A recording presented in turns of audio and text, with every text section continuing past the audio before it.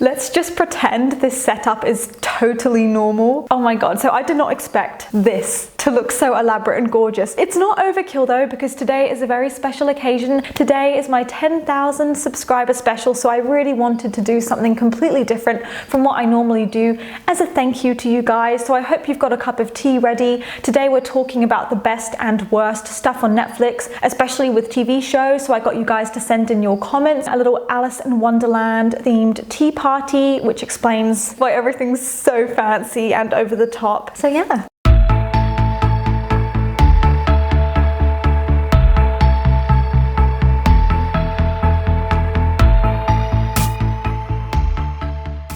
So a few days ago, I went on my usual shopping trip. I got all the normal stuff I normally get, but I also got a whole bunch of vegan cakes and biscuits, and I made some stuff. So this is spiced bread, but it's not sweet, it's savory and plant-based, of course. It's really amazing. I've got Oreos here, these cool little donut-shaped things, which are apparently really good. These are like chocolate, all plant-based again. Those over there are crepes, which are amazing, and this is a freshly baked banana loaf, which is so good. I'll link the recipe down in the description again for that. And I've got tea, oolong. How do you say that, brother?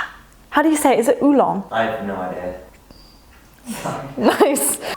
This is like ASMR, I swear. I had way more questions come in than I expected. You guys were really wanting to hear my thoughts on a whole bunch of shows. The first one says, I'm interested to hear what you'd have to say about the evolution of Leo from Charmed. He went a long way, but had some moments. Oh my god, I haven't watched Charmed in so long, and it was one of my favorite teen shows. Like, it's so iconic, it's so good. I remember he started out as like this super wholesome character. Like, he just seemed really happy, really sweet. Didn't at some point he go down a dark path? Because I just remember him seeming a lot less optimistic, a lot more hardened about life. Like, he was just a bit more gritty. Oh my god, I really want to rewatch Charmed after getting your comments. Another one of you said, I would pay good money to hear you analyze Desperate Housewives. The characters, the character development, the storylines and plots are also very well written and incredible. I watched an episode today with my brother, and all I could think of was, wow, it would be really dope if Serena dedicated a video essay or two to Desperate Housewives. By the way, congrats on 10k followers, you deserve this success and so much more. Oh my god, that's so cute. I've actually got it on Disney Plus. It keeps being recommended to me, so I think at some point I'll have to try it, even if I just watch a few episodes. Thank you for recommending it to me. I kind of want to hear you talk shit about a show you hate. Like, I feel like you would be really passionate and say some really funny things. You know me too well. With shows, right, they're running for so long, there's bound to be a point where you do enjoy an episode or two, right? Whereas with a movie, if the movie's bad, it's short. You've only got like an hour or so to really impress the viewer. So if it's bad, it's going to be like, you're never going to want to rewatch it. So I'd say in terms of movies, perhaps there was one out on Netflix called Holiday with Emma Roberts in it, and that guy who was in Monte Carlo, the movie, and it was the worst movie I've watched in a long time. The use of the words slut and whore throughout the movie was so unnecessary, and they were just there. And I sort of get why people say that, because it's like reclaiming a label that was used in the past to degrade women. But it made me really uncomfortable. I didn't like it, and the romance was really awful. Like, there was no chemistry, there was no reason for them to like each other at all. They tease each other, they say stuff sarcastically, so I get that. But at one point he says to her, your tits look great in that dress. And I think he was joking because she laughed, but it was just so awkward. And he was like, and I love the way it hugs your ass too. And I don't know why that was needed. Is this some sort of weird inside joke? I don't know, but it was so awful, and the whole movie was such garbage. It was so bad. Honestly, hated myself watching it. So watch it if you do hate yourself. I'm sure you will enjoy it thoroughly, but it was really bad. Someone wants me to talk about the 100. Okay. Which TV characters would you like to see handle things on a different show? For instance, how would Emily from Revenge have fared in Pretty Little Liars? Or how would Aria do on Riverdale? I don't know why I found this question so funny. There's just something about the mixing of two worlds and characters interacting with each other that makes me laugh so much. I was imagining, like, what would happen if you mixed Once Upon a Time with Pretty Little Liars? That would be so weird. And I feel like Belle from Once Upon a Time and Hannah from Pretty Little Liars would be really good friends. Like, it would be so cool to watch that happen. Or villain-wise, oh my gosh, it would be so cool seeing Mona from Pretty Little Liars interacting with the evil queen. I really want to try these. I've never had these before.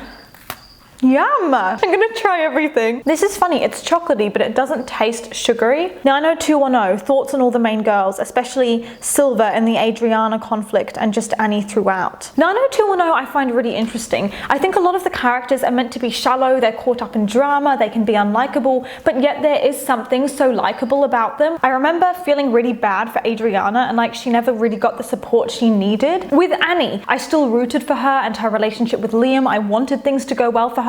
And it's funny because with shows like Gossip Girl, again, the characters are very much wrapped up in the drama. Gossip Girl manages to make me just hate the characters and not want to watch the show because I just don't like any of them, and that's just a personal opinion. But then with 90210, I did like the characters. For instance, right, the main mean girl, Naomi, she is so mean at the beginning. She's awful, but yet she's such a fun character and she's so charismatic on screen. I can't help but like her. Would love to hear your take on Anne with an E, how it portrays feminism, female friendship and teenage relationships, mostly just Anne and Gilbert. I ship them way too hard. That's interesting. Anne with an E, there is definitely not enough attention on or commentary about because I thought it was such a fun show. I'm sure it's got issues, because when I watched it I wasn't really analysing it, I was just enjoying it, but it's a really fun show. I really love that scene where the girls say, I'm so happy to be a woman, and they're just dancing around the bonfire. I think there's something so beautiful about women just feeling so, you know, blessed and grateful to be women and just really enjoying that stage. In terms of female friendship, I felt so bad for Anne on the first day of school. She just feels so left out, she's a little bit weird, and I think it's so cool how you feel like she's never going to make friends, no one will ever like her, and then by the end she actually has made friends and she has actually found people she connects with. So I feel like that's realistic. It wasn't just easy on the first day. And in terms of Anne and Gilbert, yes, I shipped them too. They were definitely like one of my favorite couples on TV when I was younger. I was just a really big fan of them. Ben said, I remember you made a video about Bonnie from the Vampire Diaries. Do you like that show? What are your thoughts on it? I like some elements of that show. I haven't seen the whole thing. I saw enough to be able to make a commentary about Bonnie and her role in the show and how she was treated, and I read up on sort of storylines she had throughout the show and what happened to her. But I don't know, I really struggle to enjoy a show where it's literally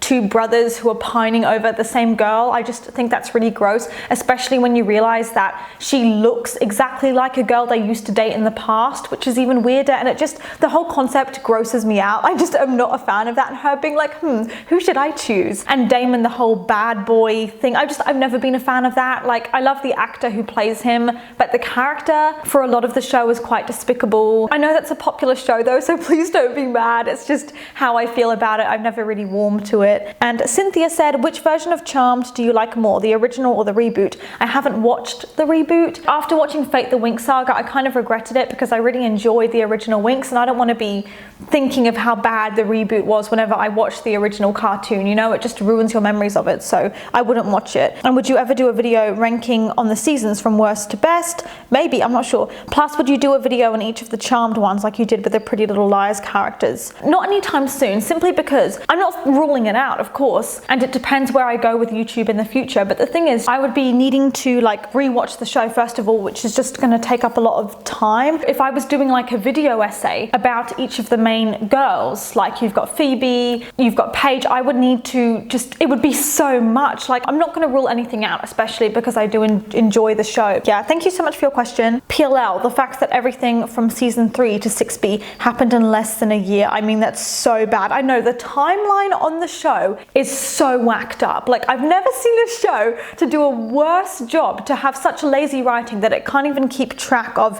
where the timeline is supposed to be at, because the timeline makes no sense. Thoughts on Mona? I feel like we didn't get enough of her. Also, Janelle Parrish is so gorgeous, talented as an actress. Do you think she could have been the fifth liar? So basically, if you haven't watched the show, there are 4 main girls, and then Allison comes back and she becomes the 5th main girl. But there was a bit of a debate happening around maybe Mona being that 5th girl and how she really should have taken Allison's place and who should have been the new member of the group, basically. It's very much expected for it to be Allison because she was originally friends with the girls before she disappeared, so it sort of makes sense for her to join them again. But I feel like the show was becoming quite repetitive and stale in the later seasons, so bringing in a completely unexpected girl into the group to become the new member of the group could have been so interesting, especially with navigating those those dynamics and working through their resentment towards her. I'm not going to deny the stuff she did to them was awful, so if they didn't want to forgive her and they didn't want to be best friends with her, they shouldn't need to be best friends with her, you know. And I had some people commenting that, and I was like, you know what?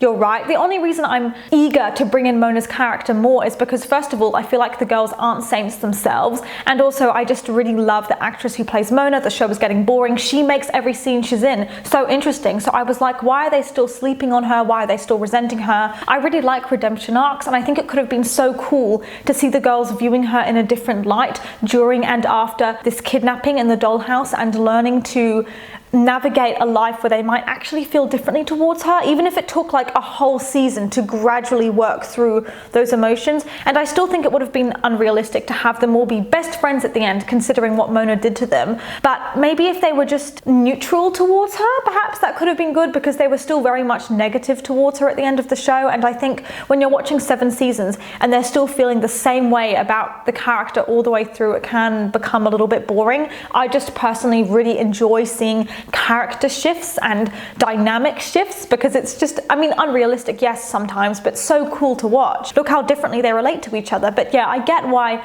people wouldn't want Mona to become a new part of the group. I don't care who you make the 5th liar, but don't make it Allison, because almost in a way Mona makes more sense than Allison, because with Mona, she's morally grey, but she's kind of interesting and she could go either way. Whereas with Allison, she only works as a villain. She's iconic as a villain. When you take that away from her, what's she left with? She's just a lame shell of her former self. And especially when you spend so much time investing in her as a villain, to just backtrack on all that hard work you did and just make her a friend was a little bit disappointing. I think they made a mistake. The next subscriber said, OMG, Anne with an E was so good. I loved the show. It had so much potential and I was really sad to see it get cancelled. What would you wish would have happened if the show didn't get cancelled? Love your videos. What a great question, first of all.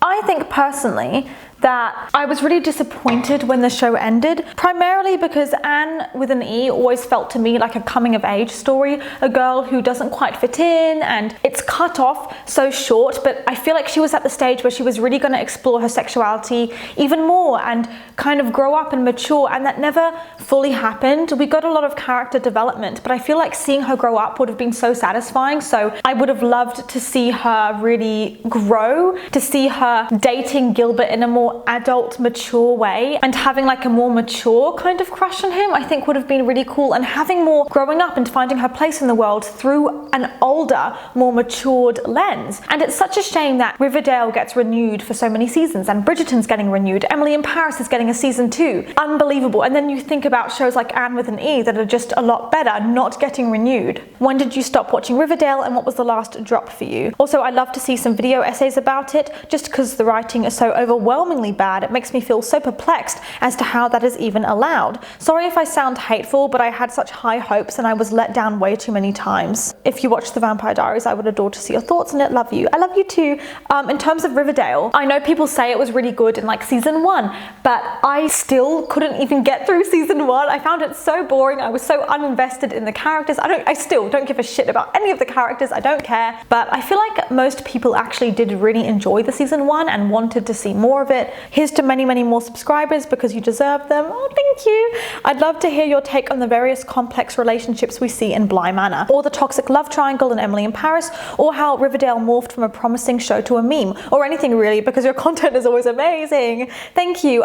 Emily in Paris, hate the whole toxic love triangle thing. It really bugs me because cheating is often so emotionally devastating. Showing it in a movie or a TV show could be really enlightening as to how much this stuff can affect you, right? But what I don't like is when the main character is painted as this amazing knight in shining armor who can do no wrong and is so sweet and fun and humble. And I also really hated the queer baiting as well, because at one point she's talking to Camille and she accidentally kisses Camille on the lips as they're going to hug, which is so unnecessary, right? If you don't want her to date girls, don't insinuate or hint at anything. She was like, oh, I'm sorry, and Camille was like, oh, I'm not sorry. So I was like, wow, this is so cool. Like, this is so unexpected. We're gonna see these two girls have a relationship, and I did not expect that, because Emily hadn't really mentioned if she liked girls. She had a boyfriend, so I was like, wow, that's really cool, like to see that happening.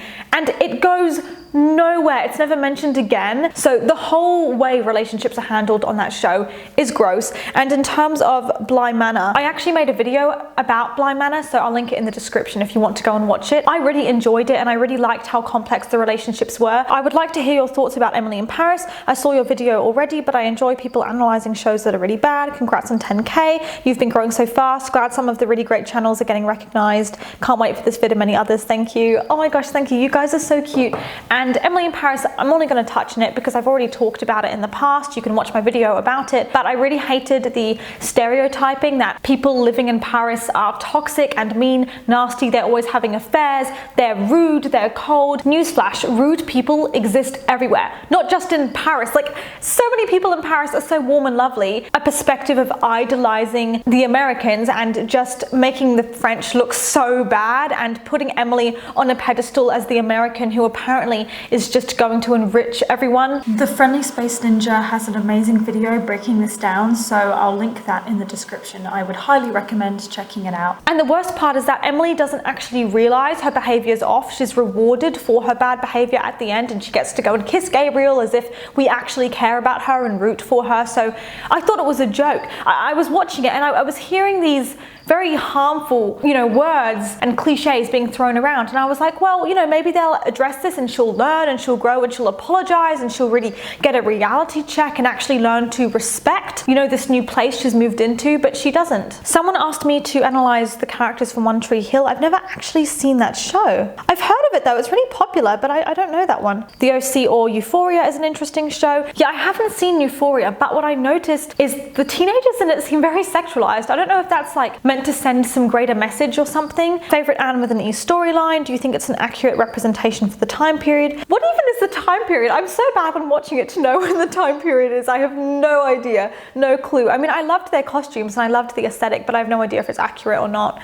I mean, I think the way they spoke was quite old-fashioned, but I'm not really sure. And I don't really care about historical accuracy either when I'm watching stuff, but I also love the storylines where Anne actually screws up for once and realizes she's been doing the wrong thing. Because a lot of the time Anne is just presented as a little bit misunderstood and like people don't quite get her and they're not quite being accepting of her. But what I love is when it's presented as her actually genuinely messing up and being rude or being judgmental or speaking out of turn and actually realizing, oh shit, I actually messed up and I have to apologize. I think that's so cool to show a character who does mess up, who does have to learn, who feels so ashamed at their own behavior, and I think that's so cool. In Victorious, thoughts on Jade and Beck's relationship. Who was more toxic? Personally, I think Beck. He was constantly doing things to make Jade jealous, then gaslight her and acted like she was a psycho when, surprise, surprise, she was jealous, not to mention him literally admitting he liked doing that to her, but then breaking up with her for it. Super toxic. I'm team Jade and Kat. Both are pretty toxic. I think it takes two to tango, and if you're both going into that relationship, obviously something's working for both of you, or Beck would have ended it if he really was like, this isn't working for me. But they both seemed at points very happy to be together and like they really would stick it out for each other. So clearly there's a reason why they were both, pulled back to each other. Even when there was no reason for them to be, he'd be like, I want to date her again. I'm gonna make this work. So Jade would be getting really reactive or really snappy and Beck would say, go have time out. Obviously that's a totally weird way to speak to your partner, but I sort of liked the idea of her having issues and him being like, look, go calm down for a second, and her actually listening and being like, oh, okay, and actually respecting him. But it was still a weird thing because she was just so mean and so nasty and so, why are you dating her, dude? She's no fun to be around. Like, she's just rude and possessive. But at other points I was like, no, he's in the wrong because he's literally not communicating with her, so he's allowing her to spiral into these jealous thoughts because he's not actually letting her know the situation isn't like that. I remember at one point he was saying something about babysitting for a cheerleader or something, and Jade was obviously like, wait, so who's this cheerleader? Like, how old is she? What's going on? And Beck didn't tell her that the cheerleader was literally so young. He didn't tell her until the girl had actually arrived and Jade had seen her and been super embarrassed to like, oh, the cheerleader's actually a kid, and never mind. Beck was also fueling Jade's anxiety and playing into it rather than, I don't know, I have so many feelings about their relationship, but it just wasn't healthy. But at the same time, like, he messed up too. I didn't like that he was going after Tori and seeming so interested in her. That's just a bit of a sketchy move. I think there were other people for him to date. He didn't need to do that. But at the same time, right, Jade at times was so ungrateful for Beck and just really rude. So I don't know, I didn't like either of them very much. They're not great, but they are very entertaining. Like, the characters are super fun, they're amusing, and a lot of their scenes are really comedic. But just objectively, when you look at it, are they a healthy couple? Would you want a relationship like that? The answer is probably no. Christopher said, I would love to see a review of Once Upon a Time. I really liked that show. I thought it was so much fun. I'm a sucker for anything fairy tale themed,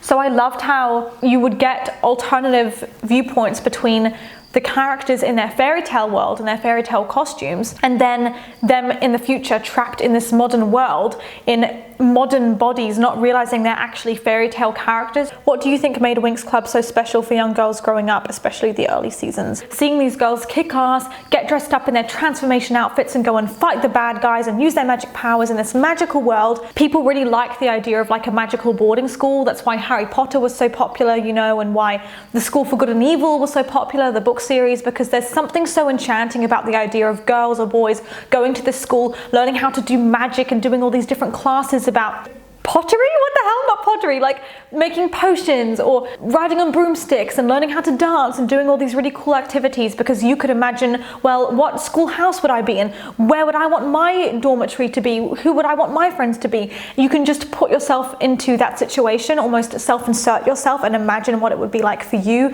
and have a bit of escapism, and I think it's just so magical. So that's why I think so many girls were drawn to it. Who was your favorite Winx couple and why? At the time, when I was younger, I would have said Bloom and Sky, but I think that's really because you're seeing it through her eyes. So you're seeing how she feels towards him in a bit more detail, and there's more focus on their relationship, obviously. And I just thought Sky was the bee's knees as a kid. I was like, oh my god, I want to find myself a Sky. He's so adorable. But now as an adult, I'm like, they're quite boring. Why are they interested in each other? I don't care. Someone said review Sex Education. I haven't actually seen that one. Merlin, I want to hear everything. Do you think Gwen changes when she becomes queen, and do you like it? Do you like Arthur? The ending? How Morgana became so evil? Do you think it made sense? Was a natural transition? Well, I do like Arthur. I loved his personality, and I thought he was just such a wonderfully written character, and I loved seeing how, I mean, I hated him in the first few episodes. I was like, he's a jerk, he's arrogant. I just could not stand him. I was like, why is he in this show? I really warmed to him, and by the end I was devastated when he died. Like, I was so upset because it was just such a premature ending for him and so just upsetting. I was surprised he turned out as well as he did, considering his dad. Do you think Gwen changes when she becomes queen? Yes, I don't know what it is. She was fine, but I remember really loving her in the earlier seasons, thinking she was so genuine and just genuinely like such a good person. And I don't know what happened that made me go, oh, I don't really like her as much as I used to. I'm not warming to her in the same way, but that just kind of happened. Something about her shifts and becomes a bit less likable. And I really, oh my god, it really makes me furious to this day, which says a lot. She's enchanted or put under this curse, so she goes and cheats on Arthur, and obviously he's devastated for episodes and episodes about it, and then she comes back into his life, and it's never addressed that she never cheated on him. She was forced to. She was, you know, bewitched. She wasn't in her right mind. And the fact that he just went on throughout the rest of the series thinking that in the past she just cheated on him, that was it, and that whole storyline was never actually properly addressed. And I still remember it so vividly, even though I haven't thought about the show in years, watched the show in years, because it upset him so much and made her look like such a bad person. And I really wanted to see the people who did that to her get punished for it, and for her to, you know, clean her reputation, because she would never do that to him, and it didn't happen, and it made me so angry. So that really bugged me. The ending, I didn't like the ending. Now, to be fair, I think it was beautifully done, but I would have loved it if Arthur had got injured and actually had managed to get through that and not die at the end. I know they're following the original story and blah blah blah, but I don't care. I think it was so awful to end the show like that for the fans who'd been watching so with such loyalty for so long, to just cut it off like that and end it in such a disturbing, depressing way. I just wasn't happy with it, and I was so confused as a kid, and still kind of am now, with the whole, oh yeah, Arthur's died, but one day he'll come back to life when Camelot needs him or something. So then Merlin's this older man suddenly just sort of walking around waiting for Arthur to come back. Like, what was that? I just don't like it. It was a little bit jarring and weird. It bothered me so much. And you don't see Gwen's reaction to finding out Arthur's dead or anything. Is there a funeral? I don't know, but like, she's not there with him when he dies. I hated it. It's like Gwen wasn't even involved in that action, and she's such an important character. I was like, where is Gwen? Where is she? Like, why is she not involved in this? It just, the whole thing, I hated it so much. And I like coming out of a show feeling happy and not depressed. And in terms of Morgana, I feel like she went down such an unnecessarily dark path and was like evil mode activated. It was like she was such a sweetheart and she took such a step backwards. It was like, wow, that was a big regression. How did that happen?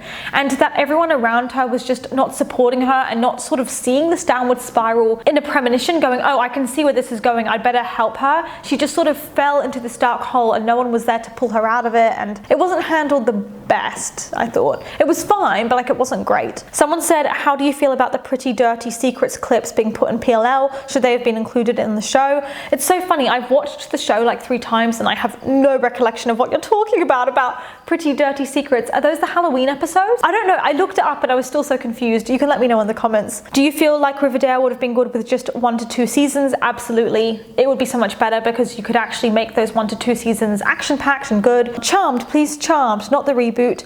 So much to unpack. The character development, how after season 3 it was less about sisterhood and more about fighting demons. Character development wise, I just love Phoebe. I feel like she just is such a heartwarming character. When do you think the original Charmed started to lose itself? When I stopped watching it, because I was such a committed viewer. I was powering through the episodes, like I was committed to watching them, and then at some point I was like, I'm bored, the formula is starting to feel repetitive and like it's the same sort of thing, just regurgitated, like they fight a demon comes back, and I was like, this isn't really bringing anything new to the table. I started to lose interest and lose engagement in it around season 5. That was around when it started to happen. Were you absolutely obsessed with Dani and Jamie's beautiful and heartbreaking story on the haunting of Bly Manor? I remember ending the show and not being able to stop thinking about them. I know. I had them in my mind for like a week. I could not stop thinking about their beautiful love. So they are 2 girls, obviously, in this relationship that comes out of nowhere.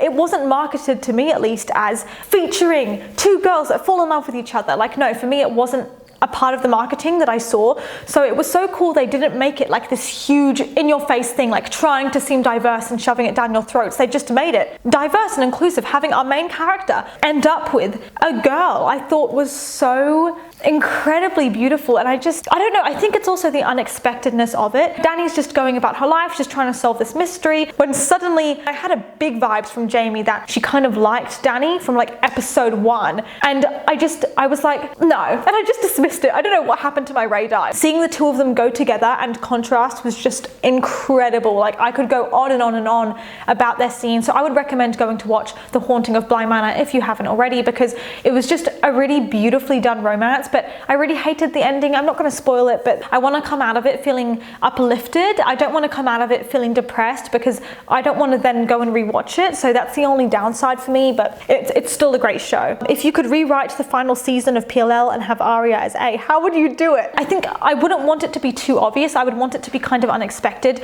but I would have way more hints in terms of the way Aria and Allison were interacting, that maybe they were working together as like the 2 bad guys, but you're not quite sure. And just some really weird group dynamics, I think, between Aria and the girls, and feeling like something's slightly off with Aria, like she's relating to the girls slightly different. It's kind of like Aria separate from the girls, and then maybe they get over that bump in the road, they come back together, they're friends again. It makes sense when you look back on it in retrospect, but at the time it's just completely out of the blue. You don't know what's going on. I think that would be really good. I'm not sure exactly how I would do it, but I would definitely lay down some hints about the motivations for Aria, or Aria and Allison if they were both AD together. I would definitely lay down some of that groundwork in terms of showing more flashbacks of the girls when they were hanging out, and more flashbacks of Aria and Allison hanging out. I would show more hints basically that Aria and Allison were closer than we realized, and I would show more hints that Aria was actually complicit in Allison's bullying and was kind of a bully herself. I know the show isn't mentioned, but what are your thoughts on Buffy the Vampire Slayer? Have you watched it?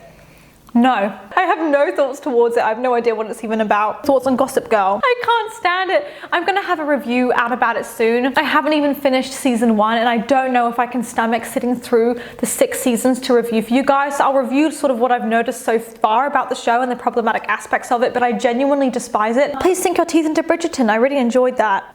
Oh, I feel really mean. I didn't like it at all. I feel bad. I'm really glad you enjoyed it though, because that's the main thing, right? If you like it, that's the most important thing. But what did you think about Simon not telling Daphne he actually can have children and how she forced him to, you know, inside her. I thought they were both so wrong, but my friend thought Daphne was justified. But if the roles were reversed, people would be up in arms. No, that's the problem. You saying your friend thought Daphne was justified to do that is the problem. When we're meant to root for these characters and their bad behavior isn't addressed, you as an audience, especially if you're like a younger viewer, go, yeah, why should Daphne let Simon consent? Like, why should she do that? She shouldn't need his permission for that. Like, he's lied to her, especially when Simon is framed as the liar and the bad guy in that situation, not being honest about how he can't have kids and he's so deceptive. And that's how it's framed, especially because we're seeing the show through Daphne's eyes and we're seeing her experiences. We're already prone to like her. So that way, when she actually genuinely does something horrific, like forcing him to make her pregnant, we're not angry at her. We're like, you take your power back, girl, which is so sick because then it sort of justifies and romanticizes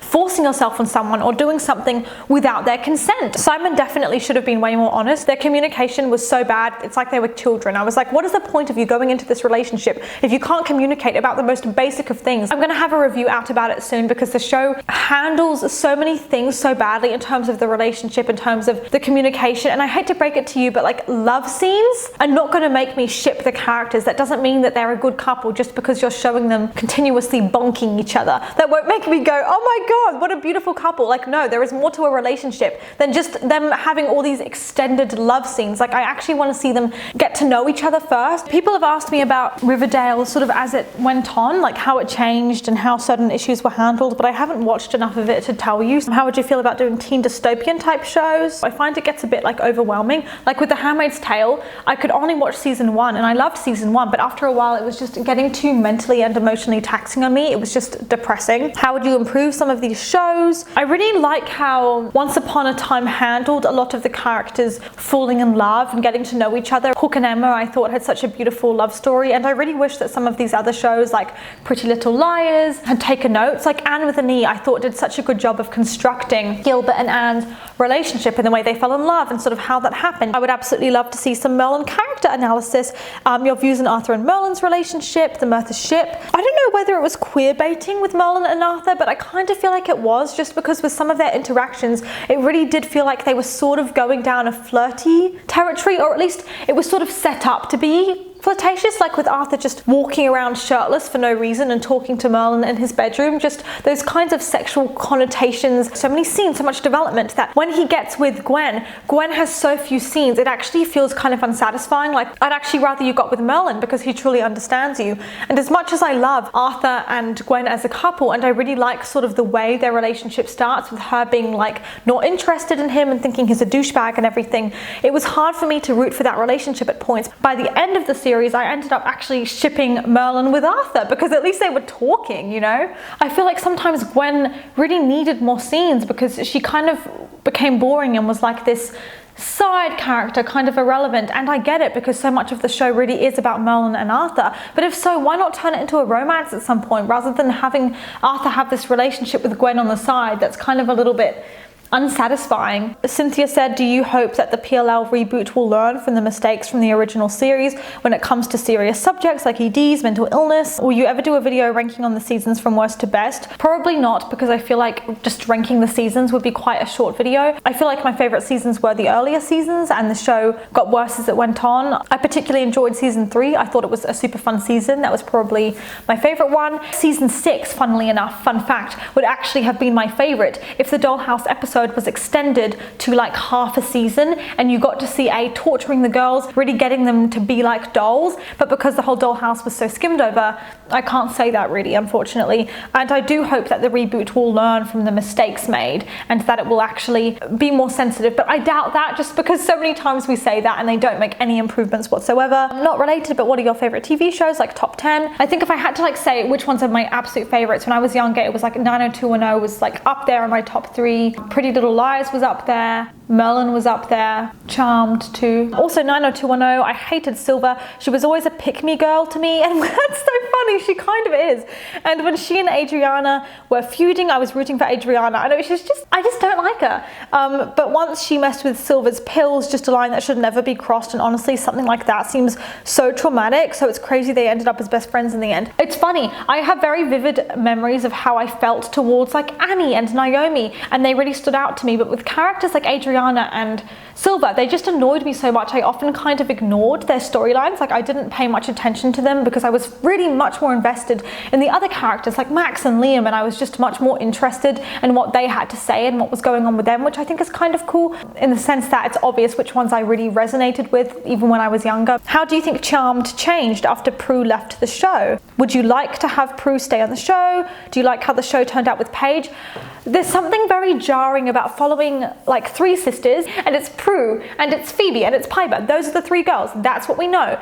They're bonding, and I want to see them bond throughout the seasons, and suddenly, oh my god, we're bringing on this other sister you never knew about, and it's just so jarring to suddenly see the story following this other girl who I never even knew existed. I think I would have much preferred the introduction of Paige if there were hints she was going to come in that were a lot more obvious, scattered throughout, so it felt inevitable and not like this random change. It really was obvious, like, oh shit, the actress is leaving, what are we gonna do? That's what it felt like. And with Paige though, that's the thing, it's hard because I love her so much as a character. I do want to see more of her, but at the same time, Prue was so iconic. It's like, why are you changing it? It's just so confusing. So I think you can shake up the sisterhood, but you need to do it in a way that's a little bit more coherent because it was a bit weird. How do you feel about the portrayal of teenage sexuality in these shows? Would love your thoughts on Riverdale in particular. Yeah, just in general with most of these shows. I actually talked about 90210, Riverdale. They all do the same thing, which is acting like these teenagers are adults. They're in these relationships. They're behaving in this quite mature way in some senses, like they kind of know a lot about the world and they're doing really adult things like drinking, but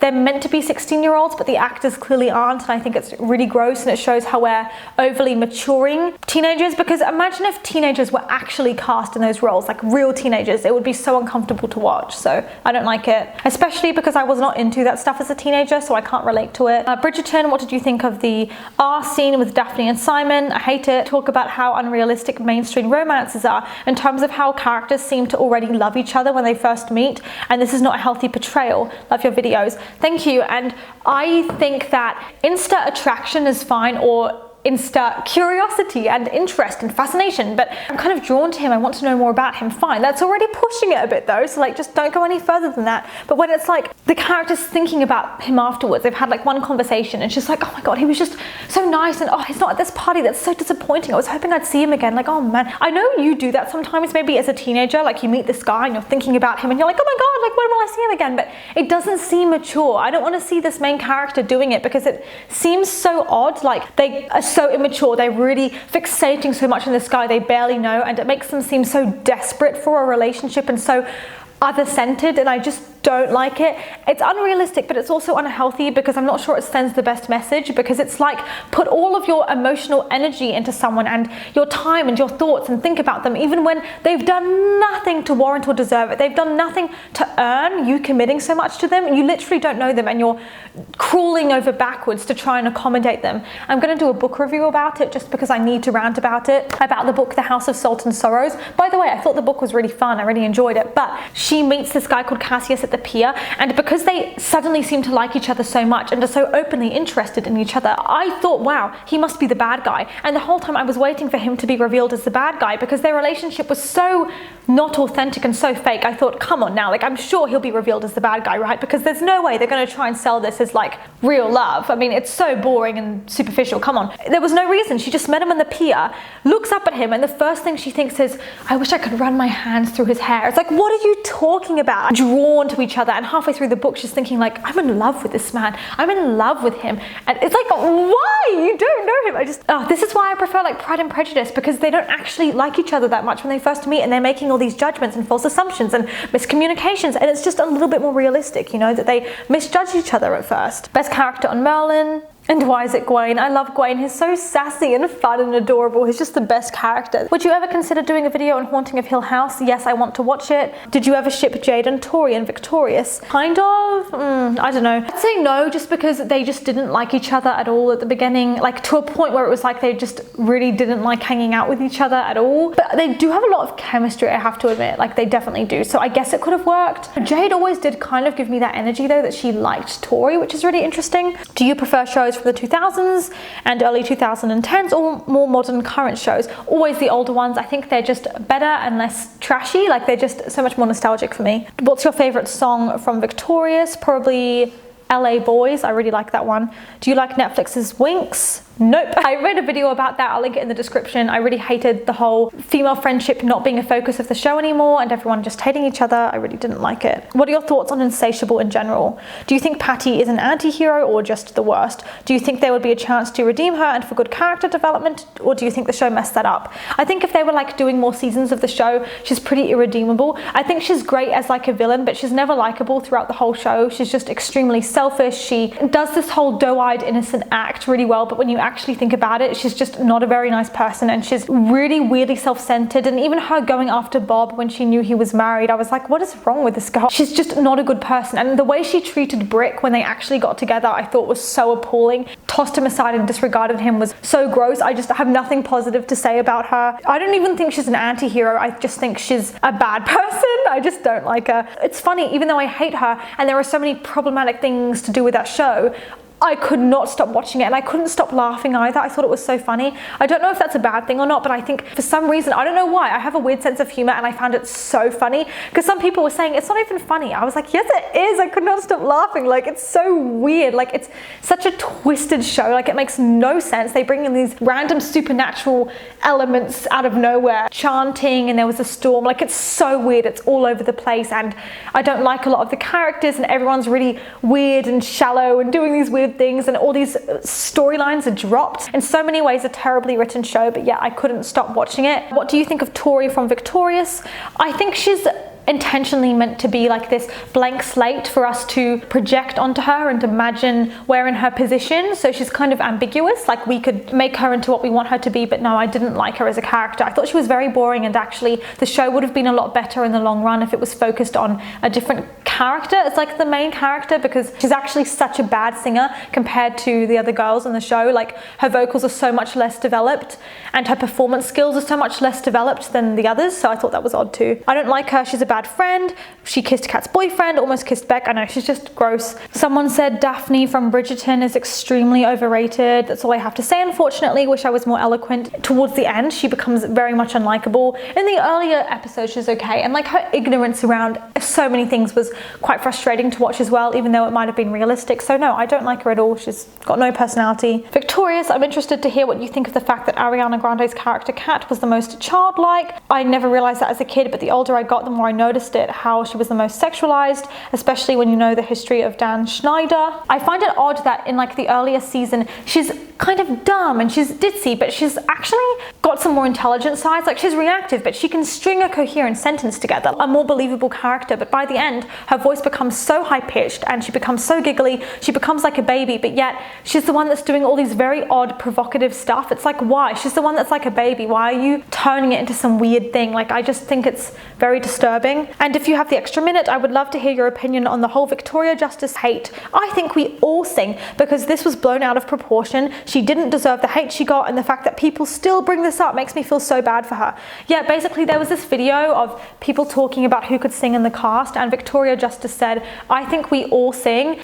Okay, so I just had to move some of the food out of the way. By the way, do you like this? It's kind of cool. It's like my Alice in Wonderland style headband. Anyway, so yeah, there's this video of her saying, I think we all sing, and it sounds a little bit odd. I think people took it as her being jealous, like she's saying, I think we all sing. Like, come on, I deserve some attention too. But people were making all these speculations around the fact that they secretly hated each other, because people love two women hating each other. And it was kind of funny at first. I think it didn't need to be taken too seriously. Like, you're gonna come across as an actress some kind of controversy or misunderstanding, or people thinking you're like this bitchy person, but people are still now, years later, when she is living her life, Ariana's living hers, people were making videos like, who's the better singer? Who's the better this? Who's the better that? Who's prettier? Why are we doing this? I think the misogyny is so prevalent in that situation, because she did that one thing, maybe that one thing where she maybe didn't communicate clearly what she meant, or it sounded like she was jealous, or maybe was jealous, I don't know, who cares? But years later, people still bringing it up, still making her feel shit about it, still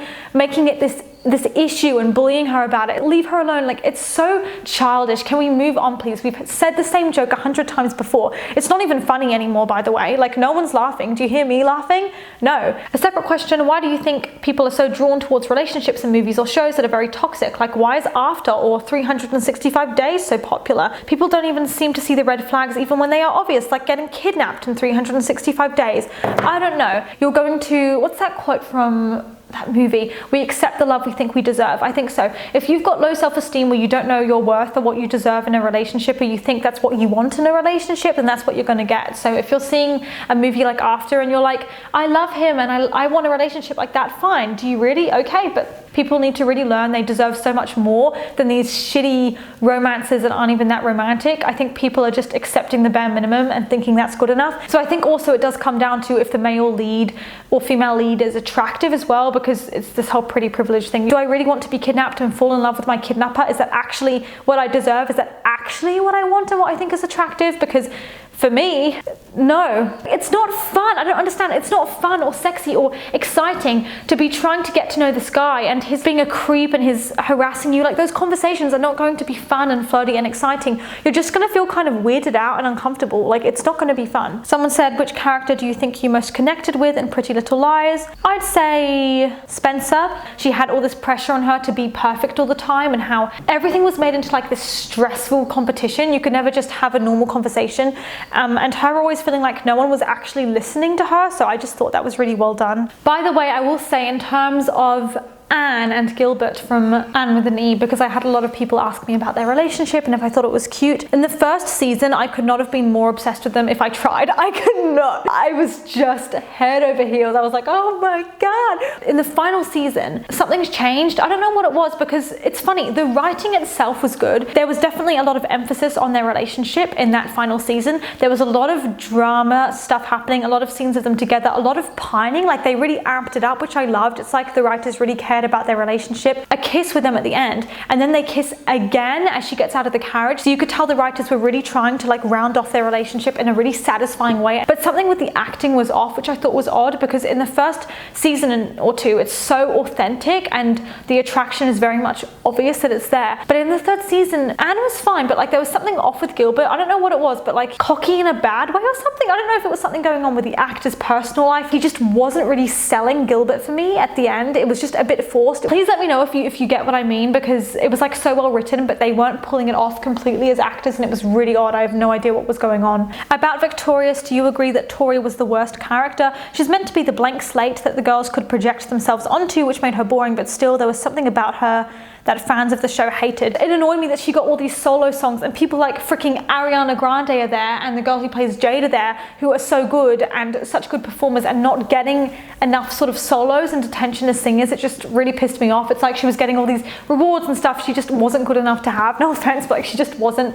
And I think it kind of annoys me, especially when there are characters like Andre there who are so much more genuine and fun, and how they're not really given enough attention. She was a fine character and I enjoy watching her, but I just think she's a little bit boring. Thank you so much for sending in your questions. If I haven't like answered yours yet, it's because it was linked to another question. Like, I had multiple people ask me about Bridgerton and multiple people ask me about Buffy the Vampire Slayer, so I sort of chose the main questions about those shows.